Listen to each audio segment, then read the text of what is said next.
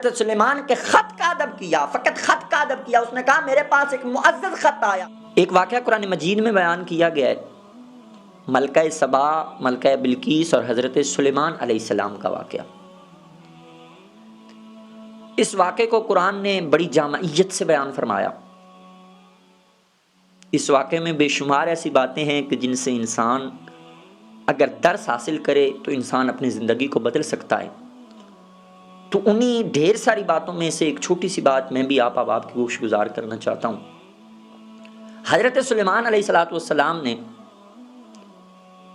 اپنے قاصد ہدہد کے ذریعے ملکہ سبا کے نام ایک پیغام بھیجا، جس کا ذکر قرآن مجید نے یوں فرمایا ہے کہ وہ سورج کی پرستش کرتے تھے.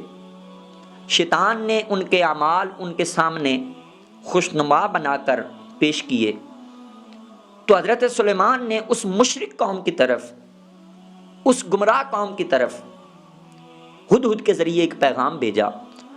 ہدہد جب حضرت سلیمان علیہ السلام کا پیغام لے کر ملکہ سبا کے پاس پہنچا، ملکہ سبا نے وہ پیغام پڑھا تو قرآن کہتا ہے ملکہ سبا نے اپنا دربار طلب کیا.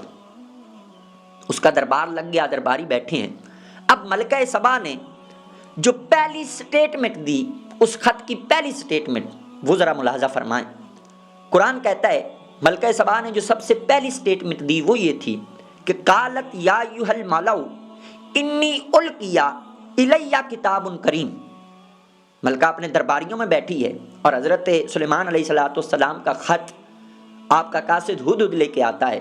ملکہ جب وہ خط پڑھتی ہے تو سب سے پہلی جو سٹیٹمنٹ دیتی ہے وہ یہ ہے، وہ کہتی ہے قالت یا ایھا الملأ انی القی الی کتاب کریم.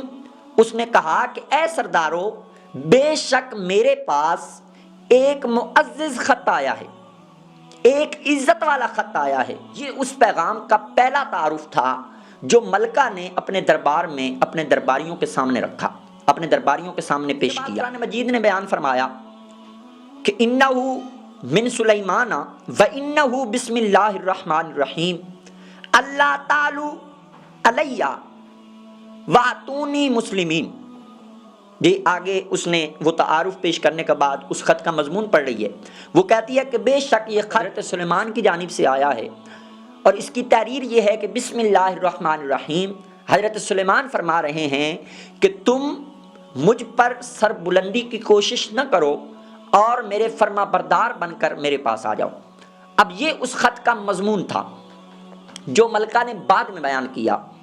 اس خط کے مضمون کو بیان کرنے سے پہلے ملکہ نے اس خط کی وقعت کو بیان کرتے ہوئے یہ کہا کہ اے میرے درباریوں، بے شک میرے پاس ایک معزز خط آیا ہے، میرے پاس ایک عزت والا خط آیا ہے. انہوں نے اس پر یہ تصریح فرمائی ہے کہ چونکہ حضرت سلیمان علیہ السلام نے اس خط میں انہیں اپنی اطاعت کی دعوت دی تھی، اپنی فرما برداری کی دعوت دی تھی، اپنے دین کی دعوت دی تھی. اس خط میں حضرت سلیمان نے انہیں پرانا مذہب چھوڑ کے نئے مذہب پر یعنی اپنے مذہب حقہ کی دعوت دی تھی. یعنی وہ جس مذہب پر پہلے تھے، حضرت سلیمان نے کہا کہ اس مذہب کو ترک کر دو، اس مذہب کو چھوڑ، سورج کی پرستش کو چھوڑ دو اور میری اطاعت و فرما برداری کر دو اور دین حقہ کی طرف آ جاؤ. تو یہ دونوں باتیں ان کے لیے ناقابل قبول تھیں.